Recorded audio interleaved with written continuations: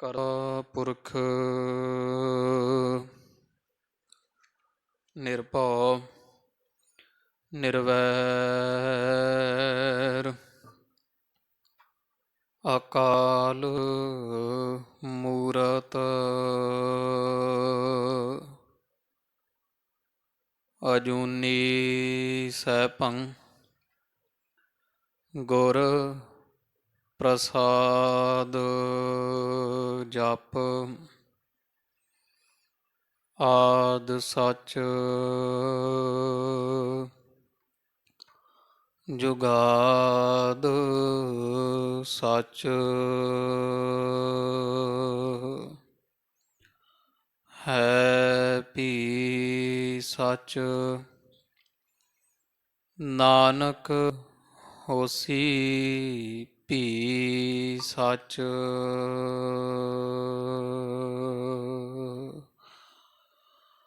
ਸ਼੍ਰੀ ਨਾਨਕ ਪਾਦ ਪੰਕਜ ਬੰਦਨ ਪਾਦ ਪੰਕਜ ਬੰਦਨ ਸਿਮਰੋ ਅੰਗਦ ਦੋਖ ਨਿਕੰਦਨ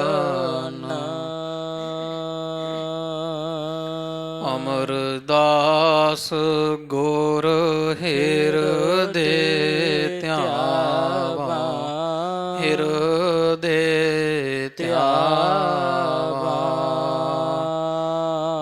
ਸ਼੍ਰੀ ਗੁਰ ਰਾਮਦਾਸ ਗੁਣ ਗਾਵਾ ਸ਼੍ਰੀ ਅਰਜਨ ਬਿਘਨ ਕੇ ਨਾਸ਼ਕ ਬਿਘਨ ਕੇ ਨਾਸ਼ਕ ਹਰ ਗੋਬਿੰਦ ਸ਼ੁਭ ਸੁਮਤ ਪ੍ਰਕਾਸ਼ਕ ਸ਼੍ਰੀ ਹਰਿ ਰਾਏ ਨਮੋ ਕਰ ਜੋਰੀ ਨਮੋ ਕਰ ਜੋਰੀ ਗੁਰ ਹਰਿ ਕ੍ਰਿਸ਼ਨ ਮਨਾਏ ਬਹੋਰੀ ਤੇਗ ਬਹਾਦਰ ਪਰਮ ਕਿਰਪਾਲਾ ਪਰਮ ਕਿਰਪਾਲਾ ਸ਼੍ਰੀ ਗੁਰ ਗੋਬਿੰਦ ਸਿੰਘ ਬਿਸਾਲਾ ਤਰੋਂ ਤਰਾ ਪਰ ਪੁਨ ਪੁਨ ਸੀਸਾ ਪੁਨ ਪੁਨ ਸੀਸਾ ਬੰਦੋਂ ਬਾਰ ਬਾਰ ਜਗਦੀਸ਼ਾ ਜਿਸ ਮਹਿ ਅੰਮ੍ਰਿਤ ਗਿਆਨ ਹੈ ਮਾਣਿਕ ਭਗਤ ਵਿਰਾਗ ਗੁਰੂ ਗ੍ਰੰਥ ਸਾਹਿਬ ਓਦਦ ਬੰਦੋਂ ਕਰ ਅਨੁਰਾਗ ਸ਼੍ਰੀ ਗੁਰ ਸ਼ਬਦ ਕਮਾਏ ਜਿਨ ਜੀਤੇ ਪੰਚ ਵਿਕਾਰ ਤਿਨ ਸੰਤਨ ਕਉ ਬੰਦਨਾ ਸਿਰ ਚਰਨਨ ਪਰ ਤਾਰ ਤਿਨ ਸੰਤਨ ਕਉ ਬੰਦਨਾ ਸਿਰ ਚਰਨਨ ਪਰ ਤਾਰ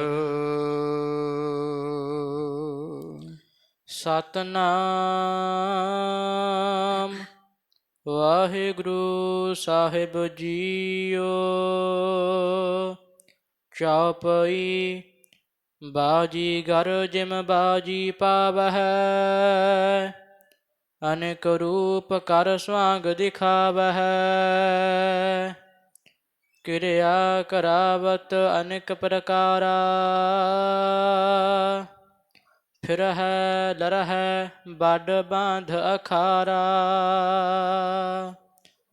ਬਾਜੀ ਗਰ ਜਿਮ ਬਾਜੀ ਪਾਵਹਿ। ਅਨੇਕ ਰੂਪ ਕਰ ਸਵਾਂਗ ਦਿਖਾਵਹਿ। ਕਿਰਿਆ ਕਰਾਵਤ ਅਨੇਕ ਪ੍ਰਕਾਰਾ। ਫਿਰਹਿ ਲਰਹਿ ਬਡ ਬਾਂਧ ਅਖਾਰਾ।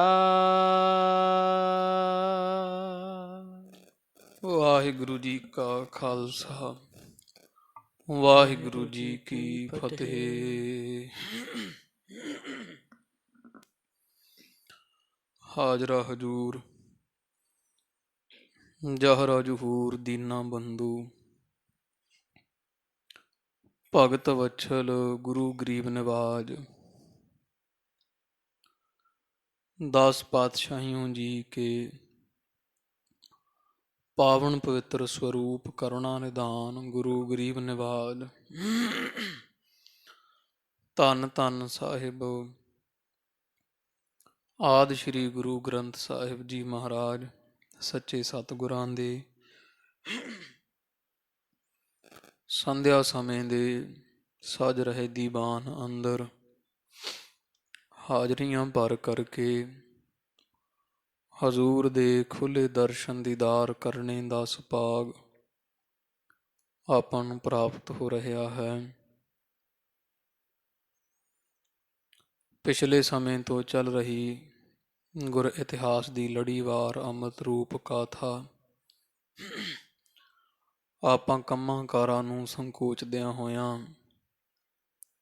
ਨਿਤਾ ਪ੍ਰਤੀ ਬਹੁਤ ਸ਼ਰਧਾ ਪ੍ਰੇਮ ਸਤਿਕਾਰ ਦੇ ਨਾਲ ਸ਼ਰਵਣ ਕਰ ਰਹੇ ਹਾਂ।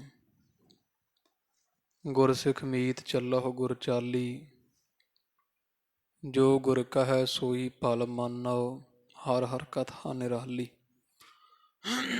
ਗੁਰੂ ਨਾਨਕ ਦੇਵ ਜੀ ਮਹਾਰਾਜ ਸਤਿਗੁਰਾਂ ਦੇ ਦਰ ਘਰ ਦੀ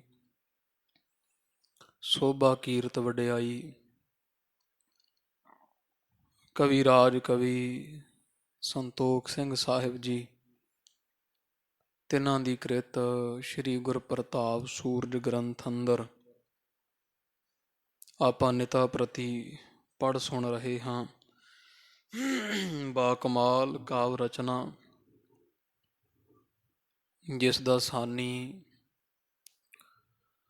ਕਾਵ ਸੰਗ੍ਰਹਿ ਦੇ ਅੰਦਰ ਕੋਈ ਹੋਰ ਗ੍ਰੰਥ ਲੱਭਿਆਂ ਪੜ੍ਹਿਆਂ ਮਿਲਦਾ ਨਹੀਂ। ਇਹੋ ਜਿਹੇ ਮਹਾਨ ਗੁਰਸਿੱਖ ਦੀ ਮਹਾਨ ਕ੍ਰਿਤ ਕਰਨੀ ਸੂਰਜ ਪ੍ਰਕਾਸ਼ ਗ੍ਰੰਥ ਦੀ ਗਾਥਾ ਆਪਾਂ ਪਿਛਲੇ ਸਮੇਂ ਤੋਂ ਲੜੀਵਾਰ ਰੂਪ ਅੰਦਰ ਸ਼ਰਵਣ ਕੀਤੀ ਹੈ। ਧੰਨ ਸਾਹਿਬ ਸ੍ਰੀ ਗੁਰੂ ਅਰਜਨ ਦੇਵ ਜੀ ਮਹਾਰਾਜ ਚੌਜੀ ਪਾਤਸ਼ਾਹ ਸਤਿਗੁਰਾਂ ਦਾ ਪਾਵਨ ਪਵਿੱਤਰ ਇਤਿਹਾਸ ਪ੍ਰਸੰਗ ਜਥਾ ਆਪਾਂ ਪਿਛਲੇ ਦੀ ਬਾਣ ਵਿੱਚ ਸੁਣਿਆ ਵਿਚਾਰਿਆ ਹੈ। ਸੰਤੋਖ ਸਾਹਿਬ ਦੇ ਪਾਵਨ ਸਰੋਵਰ ਦੀ ਖੁਦਾਈ ਦੀ ਪਟਾਈ ਦੀ ਸੇਵਾ ਕਰਦਿਆਂ ਹੋਇਆਂ ਜਿਸ ਵਿੱਚੋਂ ਇੱਕ ਮਹਾਨ ਵੱਡਾ ਮੱਟ ਨਿਕਲਿਆ, ਉਸ ਮੱਠ ਦੇ ਵਿੱਚੋਂ ਇੱਕ ਜੋਗੀ ਜਿਹੜਾ ਹੈ ਜਿਸ ਦੀ ਸਮਾਧੀ ਲੱਗੀ ਹੋਈ ਸੰਗਤਾਂ ਦਰਸ਼ਨ ਕੀਤੇ ਹੈ। ਵੇਖ ਕੇ ਧੰਨ ਸਾਹਿਬ ਸ੍ਰੀ ਗੁਰੂ ਅਰਜਨ ਦੇਵ ਜੀ ਮਹਾਰਾਜ ਸਤਿਗੁਰਾਂ ਨੂੰ ਜਾ ਦੱਸਿਆ ਕਿ ਮਹਾਰਾਜ ਇਸ ਤਰ੍ਹਾਂ ਕੋਈ ਜੋਗੀ ਜਿਹੜਾ ਹੈ ਉਹ ਇੱਕ ਮੱਠ ਨਿਕਲਿਆ ਵਿੱਚ ਉਹ ਜੋਗੀ ਸਮਾਧੀ ਲੀਨ ਹੈ। ਜਾਨੀ ਜਾਨ ਸਤਿਗੁਰਾਂ ਨੇ ਜਾ ਕਰਕੇ ਫਿਰ ਉਹ ਕਸਤੂਰੀ ਮੱਖਣੀ ਆਦਿਕ ਮਲਵਾ ਕੇ ਉਹਦੀ ਸਮਾਧੀ ਉਥਾਨ ਕੀਤੀ ਸੀ, ਕਰਵਾਈ ਸੀ। ਤੇ ਜੋਗੀ ਨੇ ਫਿਰ ਪਤਾ ਲੱਗਣ ਤੇ ਵੀ ਇਹ ਕਲਯੁਗ ਦੇ ਅਵਤਾਰ ਧੰਨ ਸਾਹਿਬ ਸ੍ਰੀ ਗੁਰੂ ਨਾਨਕ ਦੇਵ ਜੀ ਮਹਾਰਾਜ ਦਾ ਪੰਜਵਾਂ ਸਰੂਪ ਸਾਹਿਬ ਸ੍ਰੀ ਗੁਰੂ ਅਰਜਨ ਦੇਵ ਜੀ ਮਹਾਰਾਜ ਹਨ।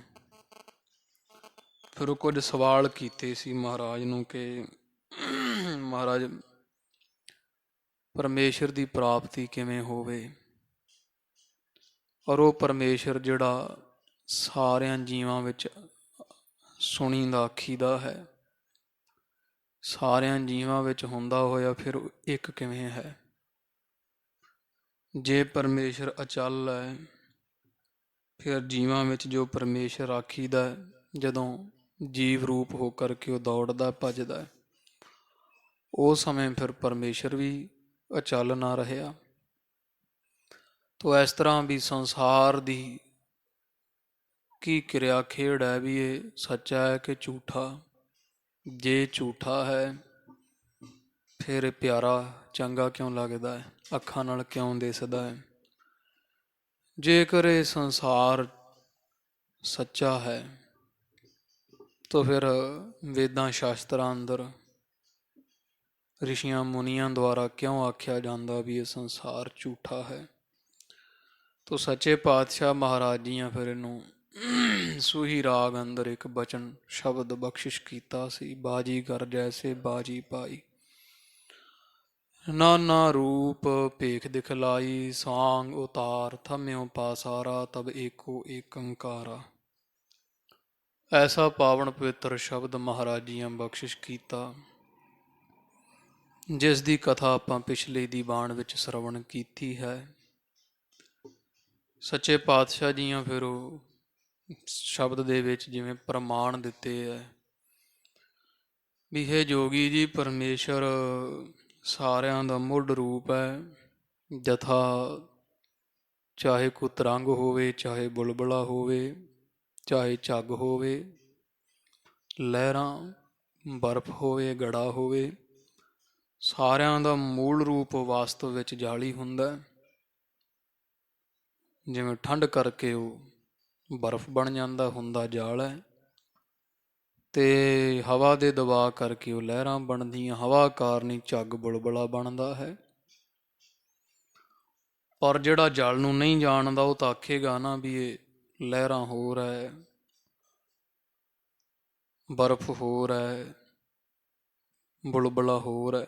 ਪਰ ਵਾਸਤਵ ਵਿੱਚ ਉਹ ਜਾਣਨ ਵਾਲੇ ਜਿਹੜੇ ਉਹ ਜਾਣਦੇ ਆ ਵੀ ਲਹਿਰ ਪਾਣੀ ਵਿੱਚ ਹੀ ਬਣਦੀ, ਪਾਣੀ ਦੇ ਵਿੱਚ ਲਹਿਰ ਹੈ, ਲਹਿਰ ਵਿੱਚ ਹੀ ਪਾਣੀ ਹੈ। ਜਿਵੇਂ ਇੱਕ ਪ੍ਰਮਾਣ ਫਿਰ ਮਹਾਰਾਜ ਨੇ ਸੋਨੇ ਦਾ ਦਿੱਤਾ ਸੀ ਵੀ ਇਹ ਮਹਾਰਾਜ ਨੇ ਉਹ ਦੱਸਿਆ ਵੀ ਇਹ ਵਿਵਰਤਾਵਾਦ ਹੈ ਪਰਮੇਸ਼ਰ ਦੇ ਅੰਦਰ, ਪ੍ਰਣਵਾਵਾਦ ਨਹੀਂ। ਇੱਕ ਹੁੰਦਾ ਵਿਵਰਤਾਵਾਦ, ਇੱਕ ਹੁੰਦਾ ਪ੍ਰਣਵਾਵਾਦ। ਜਿਵੇਂ ਉਹ ਪ੍ਰਣਵਾਵਾਦ ਵੀ ਵਸਤੂ ਬਦਲ ਜਾਣੀ, ਮੁੜ ਕੇ ਉਸ ਰੂਪ ਵਿੱਚ ਦੁਬਾਰਾ ਨਾ ਆਵੇ, ਉਹਨੂੰ ਪ੍ਰਣਵਾਵਾਦ ਕਹਿੰਦੇ ਆ। ਜਿਵੇਂ ਦੁੱਧ ਹੈ, ਦੁੱਧ ਬਦਲ ਕੇ ਰੂਪ ਦਹੀਂ ਬਣ ਜਾਂਦਾ ਹੈ, ਦਹੀਂ ਦਾ ਰੂਪ ਬਦਲਿਆ ਰੜਕਣ ਤੇ ਮੱਖਣ ਬਣ ਜਾਂਦਾ, ਲੱਸੀ ਬਣ ਜਾਂਦਾ। ਮੱਖਣ ਨੂੰ ਗਰਮ ਕਰੋ ਤੇ ਉਹ ਘਿਓ ਬਣ ਜਾਂਦਾ। ਤੇ ਜੇ ਘਿਓ ਤੋਂ ਫਿਰ ਦੁੱਧ ਬਣਾਉਣਾ ਹੋਵੇ, ਜਾਂ ਘਿਓ ਤੋਂ ਦਹੀਂ ਬਣਾਉਣਾ ਹੋਵੇ, ਜਾਂ ਦਹੀਂ ਤੋਂ ਦੁੱਧ ਬਣਾਉਣਾ ਹੋਵੇ, ਜਾਂ ਮੱਖਣ ਤੋਂ ਦਹੀਂ ਬਣਾਉਣਾ ਹੋਵੇ, ਲੱਸੀ ਤੋਂ ਦੁੱਧ ਬਣਾਉਣਾ ਹੋਵੇ, ਨਹੀਂ ਬਣੇਗਾ। ਮੁੜ ਕੇ ਇੱਕ ਵਾਰੀ ਵਿਗੜਿਆ ਆਪਦੇ ਰੂਪ ਵਿੱਚ ਨਾ ਆਵੇ, ਨੂੰ ਪ੍ਰਣਵਾਵਾਦ ਆਖਦੇ ਆ।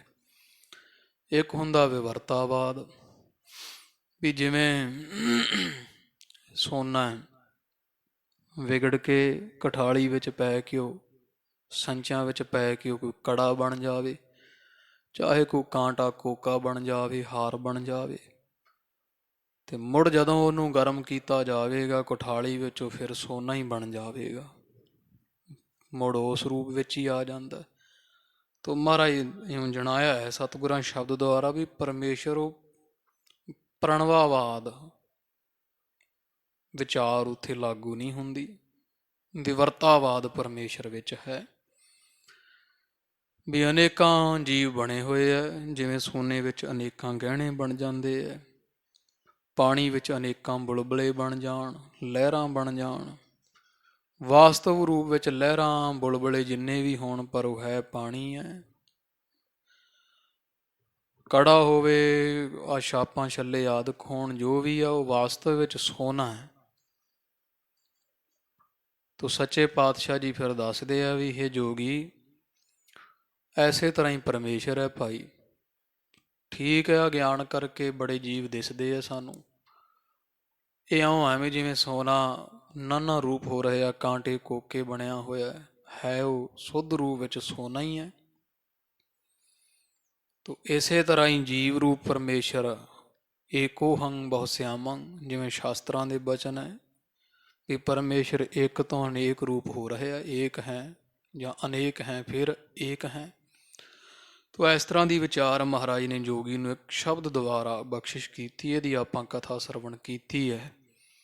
ਅੱਗੇ ਸ਼ਬਦ ਦੀ ਵਿਚਾਰ ਜਿਹੜੀ ਵਾ ਖੁਲਾਸਾ, ਵਿਖਿਆਨ, ਵਿਆਖਿਆ ਕਵੀ ਸੰਤੋਖ ਸਿੰਘ ਜੀ ਇਸੇ ਸ਼ਬਦ ਦੀ ਵਿਆਖਿਆ ਆਪਦੀ ਮੱਤ ਅਨੁਸਾਰ ਇੱਥੇ ਛੰਦਾਬੰਦੀ ਅੰਦਰ ਅੱਗੇ ਚੌਪਈ ਵਿੱਚ ਕਰਨਗੇ। ਬੜੀ ਖੁੱਲ੍ਹ ਕੇ ਇਸ ਸ਼ਬਦ ਦੀ ਵਿਆਖਿਆ ਕਵੀ ਜੀਆਂ ਕੀਤੀ, ਉਹ ਜਥਾ ਪ੍ਰਸੰਗ ਆਉਂਦਾ ਆਪਾਂ ਸਰਵਣ ਕਰੀਏ ਜੀ। ਧੰਨ ਗੁਰੂ ਅਰਜਨ ਦੇਵ ਸਾਹਿਬ ਮਹਾਰਾਜ ਸੱਚੇ ਪਾਤਸ਼ਾਹ ਜੀਆਂ ਨੂੰ ਹਿਰਦੇ ਵਸਾਓ, ਕਿਉਂਕਿ ਬਿਰਤੀ ਇਸ ਵਾਸਤੇ ਵਧੀਕ ਇਕਾਗਰ ਚਾਹੀਦੀ ਹੈ, ਕਿਉਂਕਿ ਵਿਦਾਂਤ ਆਦਿਕ ਦਾ ਪ੍ਰਸੰਗ ਚੱਲ ਰਿਹਾ, ਸਮਝ ਆਉਣ ਵਿੱਚ ਬਹੁਤ ਕਠਿਨਾਈ ਹੈ, ਕਿਉਂਕਿ ਬੜੀ ਸੂਖਸ਼ਮ ਵਿਚਾਰ ਹੁੰਦੀ ਹੈ, ਬਹੁਤ ਖੋਲ੍ਹ ਕੇ ਬਾਰੀਕ ਤਰੀਕੇ ਦੇ ਨਾਲ ਹੀ ਜਿਹੜੀ ਵਿਚਾਰ ਸਮਝੀ ਜਾਂਦੀ ਹੈ। ਤੋ ਇਸ ਕਰਕੇ ਸੱਚੇ ਪਾਤਸ਼ਾਹ ਮਹਾਰਾਜ ਦੇ ਚਰਨਾਂ ਵਿੱਚ ਲਿਵ ਜੋੜੀਏ ਵੀ ਮਹਾਰਾਜ ਸਾਨੂੰ ਇਹ ਵਿਚਾਰ ਸੂਖਮ ਜਿਹੜੀ ਆਪ ਜੀ ਕੀ ਪਾਵਨ ਗੁਰਬਾਣੀ ਦੀ ਇਹ ਸਮਝ ਆ ਜਾਵੇ, ਕਿਉਂਕਿ ਜੇ ਇਹ ਵਿਚਾਰ ਸਮਝ ਪਵੇ ਤੇ ਫਿਰ ਥੋੜ੍ਹਾ ਸੰਸਾਰ ਨੂੰ ਸਮਝਣ ਵਿੱਚ ਬਹੁਤੀ ਸਹਾਇਤਾ ਹੁੰਦੀ ਹੈ। ਜਿਹੜਾ ਇਹ ਵਿਚਾਰ ਸਮਝ ਗਿਆ ਕਿ ਬ੍ਰਹਮ ਦੀਸੈ ਬ੍ਰਹਮ ਸੁਣੀਐ, ਏਕ ਏਕ ਵਖਾਣੀਐ, ਕਰਨਹਾਰਾ ਉਹ ਜਿਹੜਾ ਪਰਮੇਸ਼ਰ ਹੈ, ਆਸਾਰਾ ਕਰਨਹਾਰਾ ਏਕ, ਪ੍ਰਭ ਬਿਨਾ ਨਹੀਂ ਜਾਣੀ ਹੈ, ਵੀ ਪ੍ਰਭੂ ਤੋਂ ਬਿਨਾ ਹੋਰ ਕੁਝ ਨਹੀਂ ਹੈ, ਸਭ ਗੋਬਿੰਦ ਹੈ, ਸਭ ਗੋਬਿੰਦ ਹੈ, ਗੋਬਿੰਦ ਬਿਨ ਨਹੀਂ ਕੋਈ। ਜੇ ਇਸ ਗੱਲ ਦੀ ਸਮਝ ਪੈ ਜਾਵੇ ਫਿਰ ਨਾ ਕਾਮ, ਨਾ ਕ੍ਰੋਧ, ਨਾ ਲੋਭ, ਨਾ ਮੋਹ, ਕੁਝ ਨਹੀਂ ਰਹਿੰਦਾ, ਸਭ ਕੁਝ ਨਾਸ਼ ਹੋ ਜਾਂਦਾ ਹੈ। ਕਿਉਂਕਿ ਮੰਦਾ ਕਿਸ ਨੂੰ ਆਖੀਐ ਜੋ ਸਭਨਾ ਸਾਹਿਬ ਏਕ, ਜਦੋਂ ਇਹ ਜਾਣ ਲਈਏ ਵੀ ਪਰਮੇਸ਼ਰ ਸਭ ਵਿੱਚ ਇੱਕੋ ਜੋਤ ਹੈ, ਸਭ ਮੈਂ ਜੋਤ ਜੋਤ ਹੈ ਸੋਏ, ਫਿਰ ਨਾ ਕਿਸੇ ਨਾਲ ਪ੍ਰੇਮ ਰਹਿੰਦਾ, ਨਾ ਕਿਸੇ ਨਾਲ ਈਰਖਾ ਰਹਿੰਦੀ ਹੈ, ਉਨਮਨ ਅਵਸਥਾ ਜਿਹੜੀ ਉਹ ਪੈਦਾ ਹੋ ਆਉਂਦੀ ਹੈ। ਇਸ ਲਈ ਇਹ ਵਿਚਾਰ ਥੋੜ੍ਹੀ ਸਮਝਣੀ ਜ਼ਰੂਰ ਸੂਖਮ ਹੈ, ਕਿਉਂਕਿ ਜਿੱਡਾ ਵੱਡਾ ਕਾਰਜ ਹੁੰਦਾ ਹੈ ਉਹ ਪ੍ਰਾਪਤ ਕਰਨਾ ਓਡਾ ਹੀ ਔਖਾ ਹੁੰਦਾ ਹੈ। ਇਹ ਵਿਚਾਰ ਤਾਂ ਹੈ ਸਾਰਿਆਂ ਤੋਂ ਸ੍ਰੇਸ਼ਟ ਵੀ ਜੀਵ ਤੇ ਈਸ਼ ਦੀ ਏਕਤਾ ਵਾਲੀ ਆਤਮ ਸ਼ੈਣੀ ਬੁੱਧ ਪੈਦਾ ਕਰਨੀ ਅੰਦਰ। ਜੀਵ ਕੀ ਹੈ, ਈਸ਼ ਕੀ ਹੈ,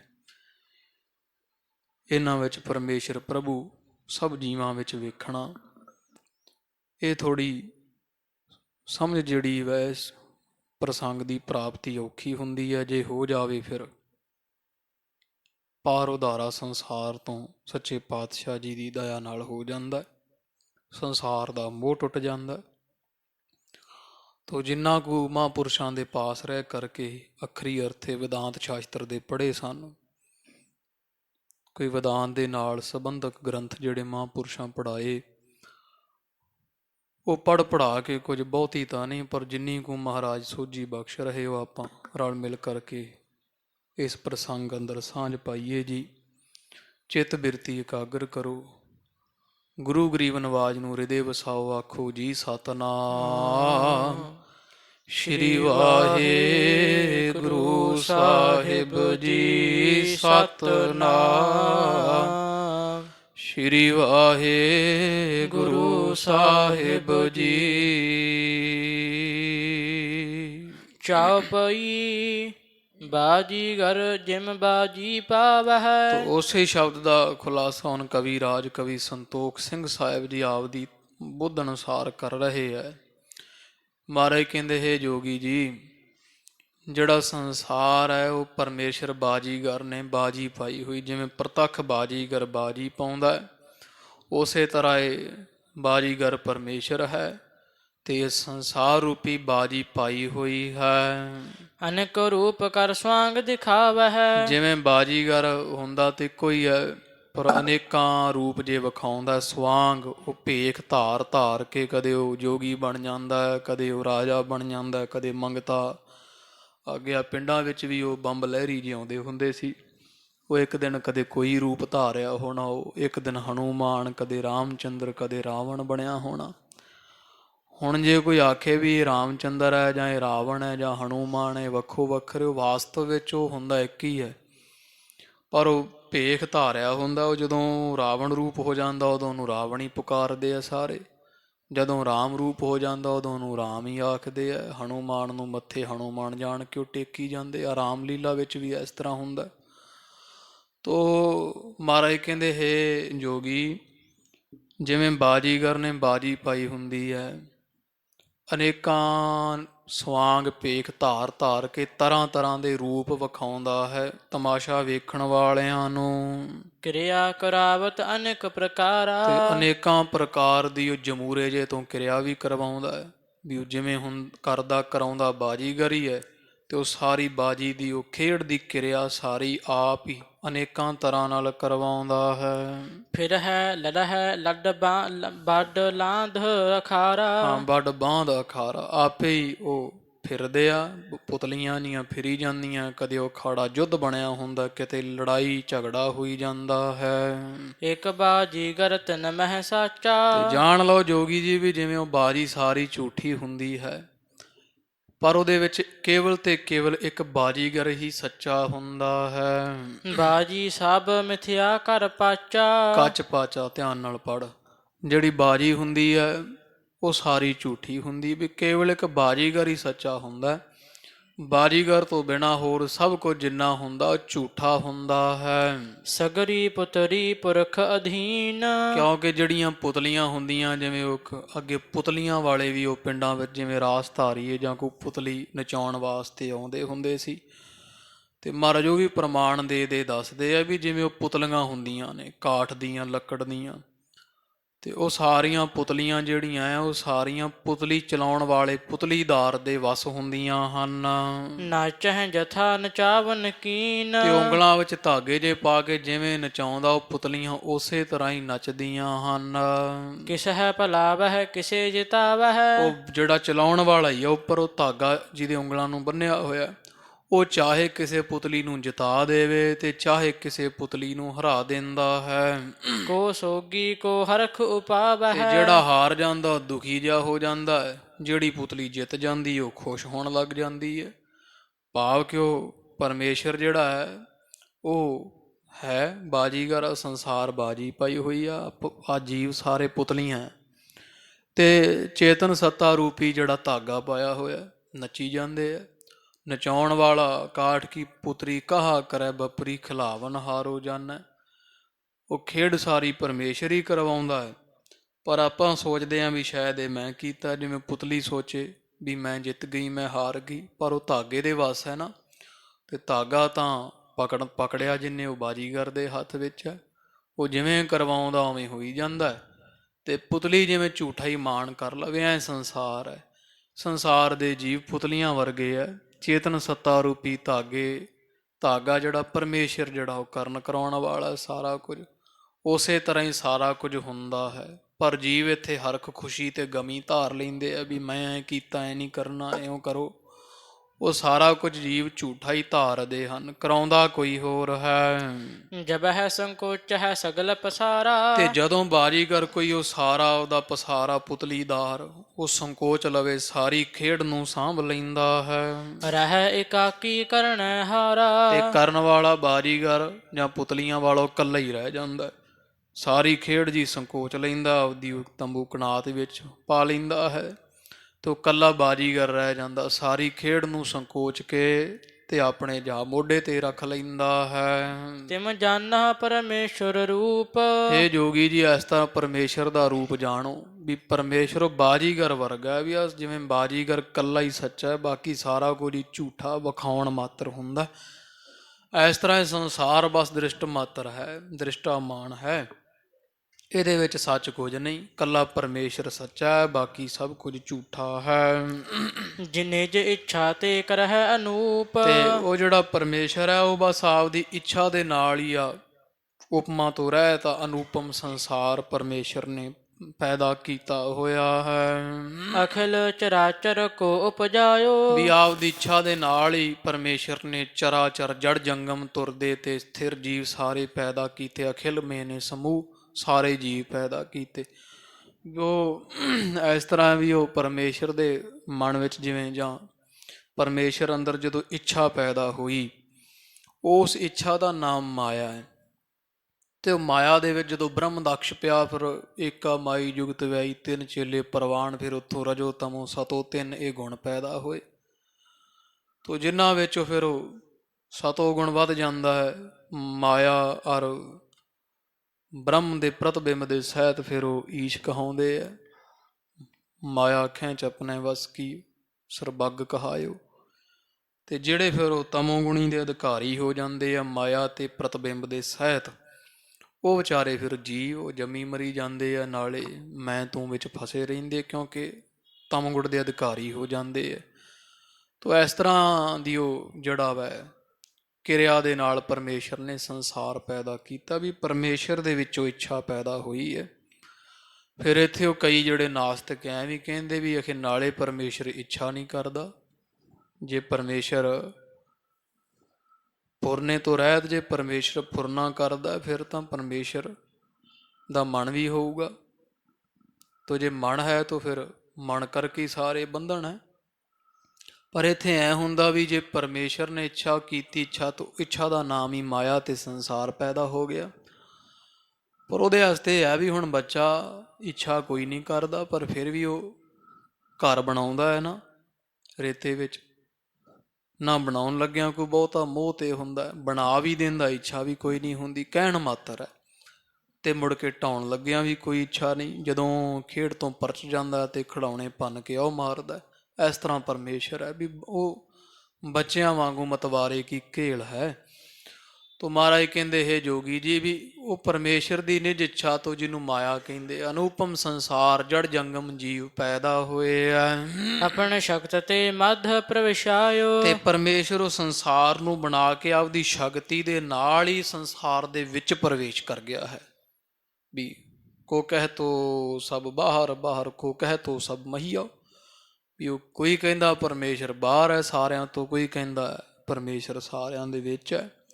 ਪਰ ਉਹ ਤਾਂ ਦਇਆ ਕਾ ਦਾਤਾ ਹੈ, ਉਹ ਸਾਰਿਆਂ ਦੇ ਵਿੱਚ ਵੀ ਹੈ ਤੇ ਸਾਰਿਆਂ ਤੋਂ ਬਾਹਰ ਵੀ ਹੈ, ਨਿਰਲੇਪ ਵੀ ਹੈ ਤੇ ਲਿਪਾਏਮਾਨ ਵੀ ਸਭ ਜੀਵਾਂ ਦੇ ਵਿੱਚ ਹੈ। ਆਪਣੀ ਸ਼ਕਤੀ ਦੇ ਦੁਆਰਾ ਸਭ ਜੀਵਾਂ ਦੇ ਵਿੱਚ ਪ੍ਰਵਿਸ਼ਿਆ ਹੈ।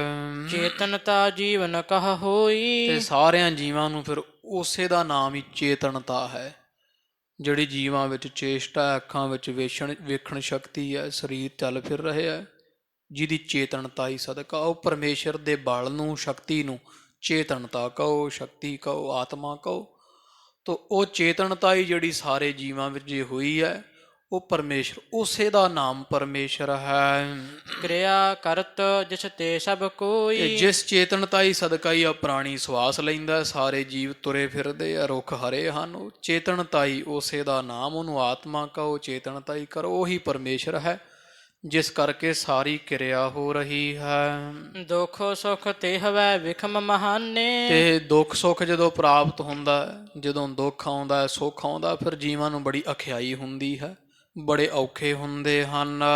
ਇਸ ਮਹਿ ਕਰਮ ਹੇਤ ਤਾ ਜਾਣੇ। ਪਰ ਜੇ ਤੂੰ ਆਖੇ ਵੀ ਪਰਮੇਸ਼ਰ ਜੀਵਾਂ ਦੇ ਵਿੱਚ ਵਸਦਾ ਹੈ, ਤੇ ਪਰਮੇਸ਼ਰ ਜੀਵ ਆਤਮਾ ਪਰਮੇਸ਼ਰ ਹੈ, ਤੇ ਜੀਵ ਆਤਮਾ ਪਰਮੇਸ਼ਰ ਹੈ, ਫਿਰ ਪਰਮੇਸ਼ਰ ਨੂੰ ਦੁੱਖ ਸੁੱਖ ਕਿਉਂ ਹੈ? ਕਿਉਂਕਿ ਜੀਵ ਰੋਂਦਾ ਵੀ ਹੈ, ਹੱਸਦਾ ਵੀ ਹੈ। ਤੋ ਮਹਾਰਾਜ ਕਹਿੰਦੇ ਜੋਗੀ ਇਹ ਜਾਣੋ ਵੀ ਇਹ ਤਾਂ ਦੁੱਖ ਸੁੱਖ ਜਿਹੜਾ ਉਹ ਕਰਮਾਂ ਦੇ ਵਸ ਹੁੰਦਾ। ਦੁੱਖ ਸੁੱਖ ਦਾ ਕਾਰਨ ਕਰਮ ਬਣਦੇ ਆ, ਜਿਹੜੇ ਸਿੰਚਿਤ ਹੈ ਉਹਦੇ ਪਹਿਲਾਂ ਕਿਰਿਆ ਕਰਮ ਤੋਂ ਸਿੰਚਿਤ ਕਰਮ ਤੋਂ ਪ੍ਰਾਲਬਧ ਬਣਦੀ ਹੈ। ਤੋ ਪ੍ਰਾਲਬਧ ਦੁਆਰਾ ਹੀ ਜਿਹੜਾ ਹੈ ਇਹ ਜੀਵਾਂ ਨੂੰ ਦੁੱਖ ਸੁੱਖ ਮਿਲਦੇ। ਦੁੱਖ ਸੁੱਖ ਦਾ ਕਾਰਨ ਕਰਮ ਬਣਦੇ ਆ। ਜਬ ਚਾਹਤ ਇਨ ਲੈ ਕਹ ਕਰਬੇ। ਤੇ ਉਹ ਪਰਮੇਸ਼ਰ ਹੈ, ਸੰਸਾਰ ਨੂੰ ਪੈਦਾ ਕਰਦਾ, ਫਿਰ ਕਰਮਾਂ ਅਨੁਸਾਰ ਇਹਨਾਂ ਨੂੰ ਦੁੱਖ ਸੁੱਖ ਜਿਹੜਾ ਭੋਗਾਈ ਜਾਂਦਾ। ਜਦੋਂ ਚਾਹੁੰਦਾ ਫਿਰ ਸਾਰਿਆਂ ਨੂੰ ਆਪਦੇ ਵਿੱਚ ਲੈ ਕਰ ਲੈਂਦਾ। ਆਕਰਖਤਾ ਸ਼ਕਤੀ ਇੱਕ ਹੁੰਦੀ ਹੈ ਪਰਮੇਸ਼ਰ ਦੀਆਂ ਦੋ ਸ਼ਕਤੀਆਂ ਮੰਨੀਆਂ ਫਿਰ। ਇੱਕ ਹੈ ਉਦਕਰਖਤਾ ਸ਼ਕਤੀ।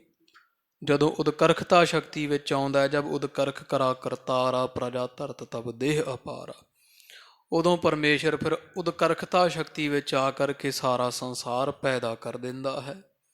ਇੱਕ ਆਕਰਖਤਾ ਸ਼ਕਤੀ ਹੈ, ਆਕਰਸ਼ਣ ਕਹੋ, ਖਿੱਚਤਾ ਕਹੋ। ਉਹ ਆਕਰਖਤਾ ਸ਼ਕਤੀ ਵਿੱਚ ਜਦੋਂ ਪਰਮੇਸ਼ਰ ਆਉਂਦਾ ਫਿਰ ਉਦੋਂ ਸਾਰੇ ਸੰਸਾਰ ਨੂੰ ਆਪ ਦੇ ਵਿੱਚ ਮਿਲਾ ਲੈਂਦਾ ਹੈ। ਤੋ ਇਸ ਤਰ੍ਹਾਂ ਜਿਹੜਾ ਹੈ ਉਹ ਉਦਕਰਖਤਾ ਸ਼ਕਤੀ ਵਿੱਚ ਸੰਸਾਰ ਪੈਦਾ ਹੁੰਦਾ ਹੈ। ਆਕਰਖਤਾ ਸ਼ਕਤੀ ਵਿੱਚ ਹੇ ਜੋਗੀ ਜੀ ਸਾਰੇ ਬਣਾਏ ਹੋਏ ਜੀਵਾਂ ਨੂੰ ਪਰਮੇਸ਼ਰ ਆਪ ਦੇ ਵਿੱਚ ਲੈ ਕਰ ਲੈਂਦਾ ਹੈ, ਅਭੇਦ ਕਰ ਲੈਂਦਾ। ਜਿਹਨੂੰ ਪਰਲੋ ਕਹੋ, ਮਹਾਂਪਰਲੋ ਕਹੋ। ਤੋ ਉਹ ਪਰਲੋ ਮਹਾਂਪਰਲੋ ਦੇ ਸਮੇਂ ਵਿੱਚ ਸਭ ਸੰਸਾਰ ਜਿਹੜਾ ਸੂਰਜ ਚੰਦ ਜੋ ਵੀ ਪਰਮੇਸ਼ਰ ਨੇ ਆਪਦੇ ਤੋਂ ਹੀ ਬਣਾਇਆ ਹੈ, ਆਪਦੇ ਵਿੱਚ ਹੀ ਅਭੇਦ ਕਰ ਲੈਂਦਾ ਹੈ। ਅਖਿਲ ਬਿਨਾਸਹਿ ਏਕਹ ਬਿਰਥੇ। ਤੇ ਥਿਰਥੇ ਹੈ, ਇੱਕ ਹੀ ਰਹਿ ਜਾਂਦਾ ਪਰਮੇਸ਼ਰ। ਸਾਰਾ ਕੁਝ ਨਾਸ਼ ਹੋ ਜਾਂਦਾ ਤੇ ਇੱਕੋ ਪਰਮੇਸ਼ਰ ਹੀ ਥਿਰਬੇ, ਇਕੱਲਾ ਹੀ ਰਹਿ ਜਾਂਦਾ। ਜਿਵੇਂ ਉਹ ਬਾਜੀਗਰ ਹੁੰਦਾ, ਬਾਜੀ ਪਾਉਂਦਾ ਹੈ, ਸਾਰਾ ਕੁਝ ਖਲਾਰਾ ਪਾ ਕੇ ਬਾਜੀ ਪਾ ਦਿੰਦਾ ਤੇ ਬਾਜੀ ਪਾਉਣ ਤੋਂ ਬਾਅਦ ਫਿਰ ਸਭ ਕੁਝ ਇਕੱਠਾ ਕਰਕੇ ਤੇ ਇਕੱਲਾ ਹੀ ਰਹਿ ਜਾਂਦਾ। ਇਸ ਤਰ੍ਹਾਂ ਪਰਮੇਸ਼ਰ ਹੈ। ਜਦੋਂ ਸੰਸਾਰ ਰੂਪੀ ਬਾਜੀ ਪੈਂਦੀ ਆ ਉਦੋਂ ਕਿੰਨਾ ਕੁਝ ਦਿਸੀ ਜਾਂਦਾ। ਜਦੋਂ ਇਹ ਸਮੇਟਣ ਤੇ ਆਉਂਦਾ ਫਿਰ ਮਹਾਂਪਰਲੋ ਦੁਆਰਾ ਸਭ ਕੁਝ ਹੀ ਸਮੇਟ ਕੇ ਇਕੱਲਾ ਉਹ ਪ੍ਰਭੂ ਪਰਮੇਸ਼ਰ ਆਪ ਹੀ ਜਿਹੜਾ ਹੈ ਤਬ ਏਕੋ ਏਕ ਓੰਕਾਰ ਇਕੱਲਾ ਰਹਿ ਜਾਂਦਾ ਹੈ। ਉਤਪਤ ਕੌਣ ਰੂਪ ਇਹ ਹੋਏ। ਤੇ ਜੇ ਤੁਸੀਂ ਇਹ ਸਵਾਲ ਕਰੋ ਜੋਗੀ ਜੀ ਵੀ ਫਿਰ ਉਤਪਤ ਕੌਣ ਰੂਪ ਇਹ ਹੋਏ, ਵੀ ਕਿਹੜਾ ਰੂਪ ਜਿਹੜਾ ਉਤਪਤ ਹੁੰਦਾ ਪਰਮੇਸ਼ਰ ਦਾ, ਵੀ ਜਿਹੜਾ ਹੈ ਵੀ ਕਿਹੜਾ ਰੂਪ ਪਰਮੇਸ਼ਰ ਦਾ ਉਤਪਤੀ ਕਰਦਾ ਹੈ। ਉਤਪਤ ਜਾਂ ਹੁੰਦਾ ਜਾਂ ਉਤਪਤੀ ਕਰਨ ਵਾਲਾ ਹੈ। ਕਹੋ ਬਿਨਾਸ਼ਮਾਨ ਹੈ ਕੋਏ। ਤੇ ਫਿਰ ਵਿਨਾਸ਼ਮਾਨ ਕੌਣ ਹੈ? ਜੇ ਤੂੰ ਸਵਾਲ ਕਰੇ ਜੋਗੀ ਜਾਂ ਜੋਗੀ ਨੇ ਸਵਾਲ ਕੀਤਾ ਮਹਾਰਾਜ ਵੀ ਇਹ ਕੌਣ ਰੂਪ ਹੈ ਪਰਮੇਸ਼ਰ, ਵੀ ਜੇ ਪਰਮੇਸ਼ਰ ਜੀਵਾਂ ਵਿੱਚ ਹੈ ਤੇ ਫਿਰ ਜੀਵਾਂ ਨੂੰ ਪੈਦਾ ਕੌਣ ਕਰਦਾ? ਜੇ ਜੀਵਾਂ ਵਿੱਚ ਹੀ ਪਰਮੇਸ਼ਰ ਹੈ ਤੇ ਫਿਰ ਮਰਨ ਵਾਲੇ ਵੀ ਤਾਂ ਜੀਵ ਹੋਏ ਨਾ। ਜਦੋਂ ਜੀਵਾਂ ਨੂੰ ਆਪ ਦੇ ਵਿੱਚ ਸਮੇਟਦਾ ਪਰਮੇਸ਼ਰ ਫਿਰ ਉਹ ਵੀ ਜੀਵ ਹੀ ਜਾਣੋ। ਫਿਰ ਮਹਾਰਾਜ ਕੌਣ ਵਿਨਾਸ਼ਮਾਨ ਹੈ ਸੰਸਾਰ ਨੂੰ, ਜੀਵਾਂ ਨੂੰ ਵਿਨਾਸ਼ ਕਰਦਾ, ਕੌਣ ਪੈਦਾ ਕਰਦਾ? ਰੂਪ ਪਰਮੇਸ਼ਰ ਦਾ। ਇਸ ਪਰ ਸੁਨਹ ਅਪਰ ਦ੍ਰਿਸ਼ਟਾਂਤ। ਤੇ ਮਹਾਰਾਜ ਕਹਿੰਦੇ ਲੈ ਜੋਗੀ ਫਿਰ ਇਹਦੇ ਤੇ ਇੱਕ ਤੈਨੂੰ ਦ੍ਰਿਸ਼ਟਾਂਤ ਪ੍ਰਮਾਣ ਦੇ ਸਮਝਾਉਂਦੇ ਹਾਂ। ਜਿਸ ਵਿਦ ਹੋਏ ਸੁਨਹ ਸਭ ਭਾਤ। ਵੀ ਜਿਸ ਵਿਦ ਜਿਸ ਤਰ੍ਹਾਂ ਵੀ ਹੋਇਆ ਹੁੰਦਾ ਹੋਵੇਗਾ, ਹੁੰਦਾ ਹੈ, ਹੁੰਦਾ ਰਿਹਾ, ਉਹ ਸਾਰੇ ਤਰ੍ਹਾਂ ਤਰੀਕਾ ਸੁਣ ਲੈਣਾ ਕਰ। ਜਲ ਤੇ ਅਧਿਕ ਤਰੰਗ ਉਠੰਤੇ। ਵੀ ਉਹ ਐ ਵੀ ਜਿਹੜਾ ਜਿਵੇਂ ਜਲ ਹੁੰਦਾ, ਜਲ ਤੇ ਕਿੰਨੀਆਂ ਹੀ ਲਹਿਰਾਂ ਜਿਹੜੀਆਂ ਉੱਠ ਪੈਂਦੀਆਂ ਹਨ। ਲਾਗਦੀ ਰਗਹਵੈ ਪੁਨ ਬਿਨ ਸੰਤੇ। ਤੇ ਕਦੇ ਉਹ ਲਹਿਰਾਂ ਛੋਟੀਆਂ ਹੋਣ ਚਾਹੇ ਉਹ ਵੱਡੀਆਂ ਲਹਿਰਾਂ ਵੀ ਪੈਦਾ ਹੁੰਦੀਆਂ, ਆਪ ਹੀ ਉਹ ਨਾਸ਼ ਹੋ ਜਾਂਦੀਆਂ। ਪਾਣੀ ਚੋਂ ਪੈਦਾ ਹੋ ਕੇ ਲਹਿਰਾਂ ਕਿੰਨੀਆਂ ਹਜ਼ਾਰਾਂ ਬਣ ਜਾਂਦੀਆਂ। ਪਾਣੀ ਇੱਕੋ ਹੀ ਹੈ ਤੇ ਹਜ਼ਾਰਾਂ ਲਹਿਰਾਂ ਫਿਰ ਵੱਖਰੀਆਂ ਵੱਖਰੀਆਂ ਵੀ ਪ੍ਰਤੀਤ ਹੁੰਦੀਆਂ ਵੀ ਉਹ ਲਹਿਰ ਹੋਰ ਹੈ, ਉਹ ਛੱਲ ਹੋਰ ਹੈ। ਤੇ ਛੋਟੀਆਂ ਵੱਡੀਆਂ ਲਹਿਰਾਂ ਫਿਰ ਆਪ ਹੀ ਪਾਣੀ 'ਚ ਹੀ ਨਾਸ਼ ਹੋ ਜਾਂਦੀਆਂ ਹਨ। ਭਏ ਤਰੰਗ ਇਹ ਜਲ ਸੋਈ। ਤੇ ਇਹ ਹੈ ਤਾਂ ਜਲ ਹੀ, ਪਰ ਇਉਂ ਲੱਗਦਾ ਵੀ ਜਿਵੇਂ ਭਏ ਤਰੰਗ ਜਲ ਦੇ ਵਿੱਚੋਂ ਹੀ ਲਹਿਰਾਂ ਵੀ ਇਉਂ ਲੱਗਦਾ ਵੀ ਜਿਵੇਂ ਛੱਲਾਂ ਅਲੱਗ-ਅਲੱਗ ਹੁੰਦੀਆਂ, ਐਂ ਪ੍ਰਤੀਤ ਹੁੰਦਾ ਹੈ। ਨਾਮ ਮਾਤਰ ਇੱਕ ਤਿਨ ਕਹ ਹੋਈ। ਵੀ ਇਹ ਤਾਂ ਨਾਮ ਮਾਤਰ ਹੈ, ਵੀ ਉਹ ਹੈ ਤਾਂ ਪਾਣੀ, ਉਹਨੂੰ ਛੱਲ ਕਹਿਣਾ ਕੇਵਲ ਨਾਮ ਦਿੱਤਾ ਹੋਇਆ ਵੀ ਇਹ ਛੱਲ ਹੈ, ਕਿਉਂਕਿ ਵੱਖਰੀ ਪ੍ਰਤੀਤ ਹੁੰਦੀ ਹੈ, ਇਸ ਕਰਕੇ ਉਹਦਾ ਨਾਮ ਛੱਲ ਕਹਿਣ ਮਾਤਰ ਨਾਮ ਦਿੱਤਾ ਹੋਇਆ ਹੈ। ਜੇ ਨਹਿ ਜਾਣਤ ਸੋ ਇਮ ਕਹੀ। ਤੇ ਜਿਹੜੇ ਨਹੀਂ ਜਾਣਦੇ ਵੀ ਛੱਲ ਹੋਰ ਹੁੰਦੀ ਹੈ, ਵੀ ਪਾਣੀ ਹੋਰ ਹੁੰਦਾ, ਜਾਂ ਜਿਹੜੇ ਉਹ ਵਿਚਾਰਿਆਂ ਨੂੰ ਛੱਲ ਬਾਰੇ ਨਾ ਗਿਆਨ ਹੋਵੇ, ਕੋਈ ਭੁਲੇਖਾ, ਕਿਸੇ ਨੂੰ ਪਾਣੀ ਦਾ ਨਾ ਪਤਾ ਹੋਵੇ, ਪਾਣੀ ਦੇ ਸੁਭਾਅ ਦਾ ਨਾ ਪਤਾ ਹੋਵੇ ਵੀ ਪਾਣੀ ਹਵਾ ਦਾ ਦਬਾਅ ਧਾਰ ਕਰਕੇ ਛੱਲ ਬਣ ਜਾਂਦਾ, ਉਹ ਫਿਰ ਇਉਂ ਆਖੇਗਾ ਉਹ ਨਹੀਂ, ਜਿਹੜਾ ਨਹੀਂ ਜਾਣਦਾ ਨਾ ਪਾਣੀ ਦੇ ਸੁਭਾਅ ਨੂੰ, ਉਹ ਫਿਰ ਇਸ ਤਰ੍ਹਾਂ ਆਖਦਾ ਹੈ। ਭਇਓ ਤਰੰਗ ਸੋ ਜਲ ਹੈ ਉਹ ਨਾਹੀ। ਆਖੂਗਾ ਇਹ ਤਾਂ ਆਖੇ ਛਲ ਹੈ, ਇਹ ਪਾਣੀ ਨਹੀਂ ਗਾ। ਉਹ ਪਾਣੀ ਨੂੰ ਹੋਰ ਗਿਣਦਾ ਤੇ ਛੱਲਾਂ ਨੂੰ ਹੋਰ ਗਿਣਦਾ ਹੈ। ਜੋ ਜਲ ਜਾਣ ਹੈ ਅਖਿਲ ਤਰੰਗ। ਤੇ ਜਿਹੜਾ ਜਲ ਦੇ ਸੁਭਾਅ ਨੂੰ ਚੰਗੀ ਤਰ੍ਹਾਂ ਜਾਣਦਾ ਹੈ ਵੀ ਇਹ ਛਲ ਛੁਲ ਕੋਈ ਨਹੀਂ, ਇਹ ਬਸ ਹਵਾ ਦੀ ਦਬਾਅ ਕਰਕੇ ਛਲ ਜੀ ਬਣੀ, ਲਹਿਰ ਜੀ ਬਣੀ ਹੈ, ਅਸਲ ਵਿੱਚ ਇਹ ਪਾਣੀ ਹੈ। ਜਿਹੜਾ ਇਸ ਤਰ੍ਹਾਂ ਜਾਣਦਾ ਹੈ ਸਿੱਧ ਕਰਹਿ ਕਾਰਜ ਸਰਬੰਗ। ਤੇ ਉਹ ਸਾਰੀ ਕਾਰਜ ਸਿੱਧ ਕਰ ਲੈਂਦਾ। ਉਹ ਨਹੀਂ ਕਹਿੰਦਾ ਵੀ ਇਹ ਛਲ ਹੋਰ ਹੈ, ਮੈਂ ਤਾਂ ਆਖੇ ਪਾਣੀ ਨਾਲ ਹੀ ਇਸ਼ਨਾਨ ਕਰਾਂਗਾ, ਛਲ ਨਾਲ ਇਸ਼ਨਾਨ ਨਹੀਂ ਕਰਨਾ। ਜਿਹੜਾ ਅਗਿਆਨੀ ਉਹ ਤਾਂ ਆਖੇਗਾ ਵੀ ਨਹੀਂ, ਮੈਂ ਪਾਣੀ ਨਾਲ ਇਸ਼ਨਾਨ ਕਰਾਂਗਾ, ਛਲ ਨਾਲ ਮੈਂ ਇਸ਼ਨਾਨ ਨਹੀਂ ਕਰਨਾ, ਕਿਉਂਕਿ ਉਹ ਜਾਣਦਾ ਸ਼ਾਇਦ ਵੀ ਛਲ ਹੋਰ ਹੈ ਤੇ ਪਾਣੀ ਹੋਰ ਹੈ। ਪਰ ਜਿਹੜਾ ਕੋਈ ਗਿਆਨਵਾਨ ਪੁਰਸ਼ ਹੈ, ਉਹ ਛਲ ਹੋਵੇ ਚਾਹੇ ਪਾਣੀ ਹੋਵੇ, ਉਹਨੂੰ ਪਤਾ ਵੀ ਇਹ ਬੁਲਬੁਲਾ ਪਾਣੀ ਛਲ ਗੜਾ ਸਭ ਇੱਕੋ ਹੀ ਹੈ। ਉਹ ਕੱਪੜੇ ਧੋ ਲੈਣੇ, ਇਸ਼ਨਾਨ ਪਾਣੀ ਕਰ ਲੈਣਾ, ਉਹ ਸਾਰੇ ਕਾਰਜ ਫਿਰ ਸਿੱਧ ਕਰ ਲੈਂਦਾ ਭਰਮ ਛੱਡ ਕਰਕੇ। ਪਾਣ ਇਸ਼ਨਾਨ ਕਰਹਿ ਸਭ ਰੀਤ। ਵੀ ਉਹ ਸਭ ਤਰ੍ਹਾਂ ਦੇ ਨਾਲ ਉਹ ਇਸ਼ਨਾਨ ਕਰ ਲੈਂਦਾ, ਜਲ ਛਕ ਵੀ ਲੈਂਦਾ। ਉਹ ਇਸ ਚੱਕਰ ਵਿੱਚ ਨਹੀਂ ਪੈਂਦਾ ਵੀ ਛਲ ਹੋਰ ਹੈ ਗੜਾ ਹੋਰ ਹੈ, ਉਹਦੇ ਵਾਸਤੇ ਸਭ ਪਾਣੀ ਹੈ। ਤ੍ਰਿਖਾ ਮਿਲਨਤਾ ਬਿਨ ਹੈ ਨੀਤ। ਵੀ ਉਹ ਆਪਦੀ ਪਿਆਸ ਬੁਝਾ ਲੈਂਦਾ ਹੈ ਪੀ ਕੇ, ਤੇ ਇਸ਼ਨਾਨ ਕਰਕੇ ਮਲੀਨਤਾ ਜਿਹੜੀ ਉਹ ਨਿਤਾ ਪ੍ਰਤੀ ਦੂਰ ਕਰ ਲੈਂਦਾ, ਮੈਲ ਆਦਿਕ। ਅਪਰ ਤੀਸਰੋ ਜੋਗੀ ਸੁਨੋ। ਤੇ ਇੱਕ ਤੀਜਾ ਪ੍ਰਮਾਣ ਹੋਰ ਹੈ ਜੋਗੀ ਜੇ ਸਮਝਣ ਵਾਸਤੇ ਸੌਖਾ ਹੋ ਜਾਊ, ਉਹ ਵੀ ਸੁਣਨਾ ਕਰ। ਸ਼ੋਭ ਦ੍ਰਿਸ਼ਟਾਂਤ ਹਿਰਦੈ ਇਮ ਗੁਨੋ। ਵੀ ਉਹ ਸ਼੍ਰੇਸ਼ਟ ਦ੍ਰਿਸ਼ਟਾਂਤ ਇਸ ਤਰ੍ਹਾਂ ਆਪਦੇ ਮਨ ਵਿੱਚ ਵਿਚਾਰ ਨਾ ਕਰ। ਕੰਚਨ ਏਕ ਬਨਿਓ ਬਹ ਭਾਂਤ। ਵੀ ਉਹ ਹੁਣ ਭਾਵ ਮਹਾਰਾਜ ਨੇ ਪਿਛਲੇ ਦਾ ਵੀ ਇਉਂ ਜਾਣੋ ਫਿਰ, ਕਿ ਜਿਹੜੀ ਤਰੰਗ ਜਿਵੇਂ ਉਹ ਪਾਣੀ 'ਚ ਪੈਦਾ ਹੁੰਦੀ ਹੈ, ਕੋਈ ਆਖੇ ਵੀ ਪਾਣੀ ਹੋਰ ਲਹਿਰ ਹੋਰ, ਉਹ ਤਾਂ ਉਹਦੀ ਅਗਿਆਨਤਾ ਹੈ। ਗਿਆਨਵਾਨ ਆਖੇਗਾ ਨਹੀਂ ਲਹਿਰ ਹੀ ਪਾਣੀ, ਪਾਣੀ ਲਹਿਰ ਹੈ। ਇਸ ਤਰ੍ਹਾਂ ਹੀ ਪਰਮੇਸ਼ਰ ਹੈ ਵੀ ਪਰਮੇਸ਼ਰ ਰੂਪੀ ਸਮੁੰਦਰ ਵਿੱਚ ਹਵਾ ਦੀ ਨਿਆਈ ਇੱਛਾ ਹੈ, ਮਾਇਆ ਹੈ, ਉਹਦੇ ਨਾਲ ਆ ਸਾਰੇ ਜੀਵ ਪੈਦਾ ਹੋ ਰਹੇ ਹੈ। ਕੋਈ ਗਿਆਨੀ ਗਿਆਨਵਾਨ ਪੁਰਸ਼ ਹੋਵੇਗਾ, ਉਹ ਜਾਣੇਗਾ ਵੀ ਨਹੀਂ ਸਾਰੇ ਜੀਵ ਇੱਕੋ ਹੈ। ਸਭ ਹੈ ਘਟ ਰਾਮ ਬੋਲੇ, ਰਾਮਾ ਬੋਲੇ, ਰਾਮ ਬਿਨਾ ਕੋ ਬੋਲੇ ਰੇ। ਉਹ ਸਾਰਿਆਂ ਜੀਵਾਂ ਵਿੱਚ ਇੱਕ ਪਰਮੇਸ਼ਰ ਨੂੰ ਜਾਣਦਾ। ਉਹ ਆ ਸਰੀਰਾਂ ਦੀ ਗੱਲ ਨਹੀਂ ਜਾਣਦਾ ਵੀ ਸਰੀਰ ਜ਼ਰੂਰ ਹੋਰ ਹੋ ਸਕਦੇ ਆ, ਪਰ ਪਰਮੇਸ਼ਰ ਇੱਕ ਹੈ। ਇਸ ਤਰ੍ਹਾਂ ਅੱਗੇ ਪ੍ਰਮਾਣ ਮਹਾਰਾਜ ਕਹਿੰਦੇ ਸੁਣੋ ਭਾਈ, ਜਿਹੜਾ ਜਿਵੇਂ ਸੋਨਾ ਹੁੰਦਾ ਹੈ, ਇਹ ਪ੍ਰਮਾਣ ਤੂੰ ਸੁਣਨਾ ਕਰ। ਜਿਹੜਾ ਸ਼ੁਭ ਦ੍ਰਿਸ਼ਟਾਂਤ ਤੈਨੂੰ ਦੇਣੇ, ਕੰਚਨ ਏਕ ਬਣਿਓ ਬਹੁ ਭਾਂਤ। ਜਿਵੇਂ ਇੱਕ ਸੋਨੇ ਦੀ ਡਲੀ ਹੁੰਦੀ ਹੈ, ਸੁਨਿਆਰਾ ਨੂੰ ਕਠਾਲੀ 'ਚ ਪਾ ਕੇ ਉਹਦਾ ਕੋਕਾ ਬਣਾ ਦਿੰਦਾ, ਕਾਂਟੇ ਬਣਾ ਦਿੰਦਾ, ਵੰਗਾਂ ਕੜੇ ਹਾਰ ਬਣਾ ਦਿੰਦਾ। ਹੁੰਦਾ ਸੋਨਾ ਹੀ ਹੈ, ਪਰ ਉਹ ਕਠਾਲੀ ਵਿੱਚ ਸੰਚਿਆਂ ਵਿੱਚ ਪੈ ਪੈ ਕੇ ਤੇ ਅਨੇਕ ਤਰ੍ਹਾਂ ਦਾ ਬਣਦਾ ਹੈ।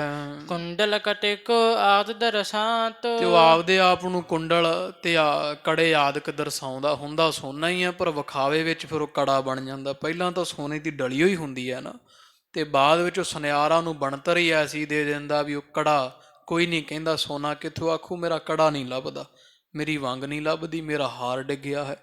ਤੋ ਇਸ ਤਰ੍ਹਾਂ ਉਹ ਫਿਰ ਨਾਮ ਵੱਖੋ ਵੱਖਰੇ ਜਿਹੋ ਜਿਹੀ ਸ਼ਕਲ ਹੁੰਦੀ ਹੈ, ਉਹੋ ਜਿਹੇ ਨਾਮ ਦਰਸਾਏ ਜਾਂਦੇ ਆ।